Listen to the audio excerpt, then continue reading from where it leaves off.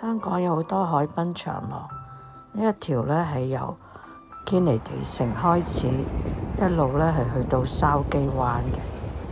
咁我哋今日呢由炮台山開始行到去筲箕灣。咁其實呢係好舒服嘅呢條路，我覺得夏天都行得㗎吓，唔錯㗎。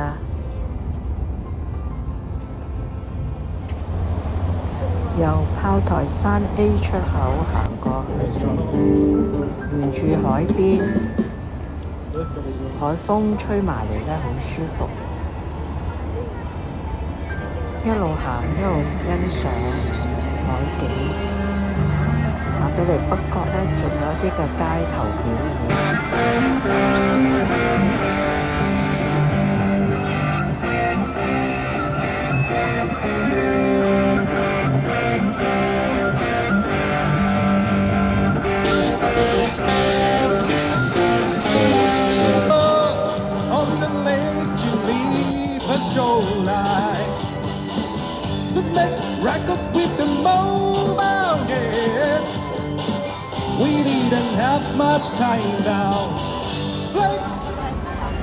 今日呢，適逢呢係禮拜日，咁所以街道呢都有好多菲傭啊、印傭啊放假呢，就喺度沿岸呢都喺度坐嘅。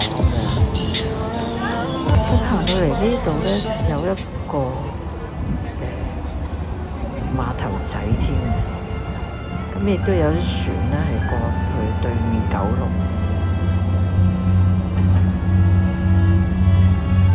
除此之外呢，亦都有呢啲嘅維港船遊覽呢個維港海灣。咁你遠遠睇到呢，對面海九龍嗰邊呢，呢個郵輪碼頭泊住一個好大架郵輪喺船。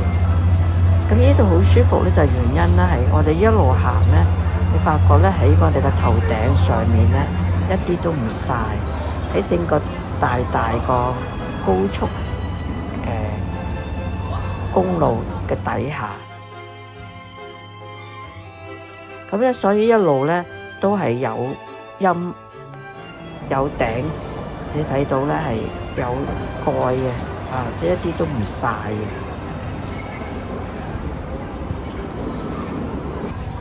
嚟到呢個位置呢，就仲間咗一橛呢係用玻璃透明玻璃咁你睇到海底。咁啲人呢就要着住呢啲鞋套啦，咁呢就行呢一條玻璃鏟道橋。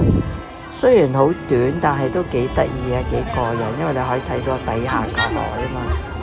咁呢個時候呢係新年啦，一路你睇到揮春紅色嘅燈籠咁樣。夏天行都好舒服，因為唔曬啊嘛，海風吹埋嚟係好舒服嘅。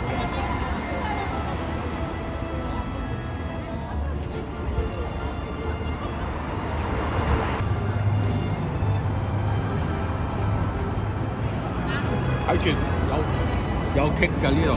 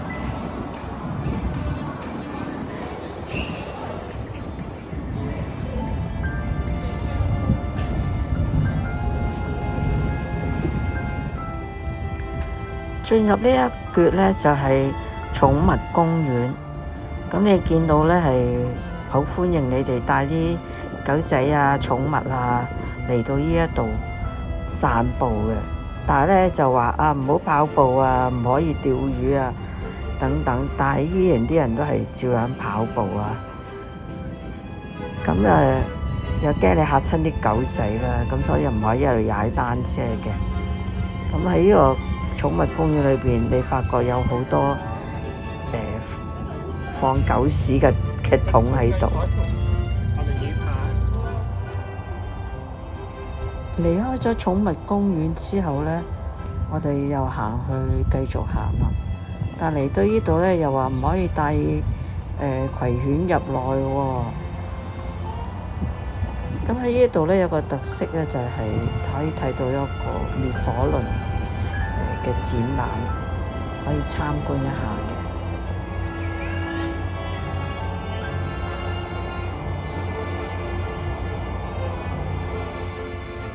咁呢，我哋冇行晒，冇去到呢一個筲箕灣，淨係行到嚟鰂魚涌公園就完結啦。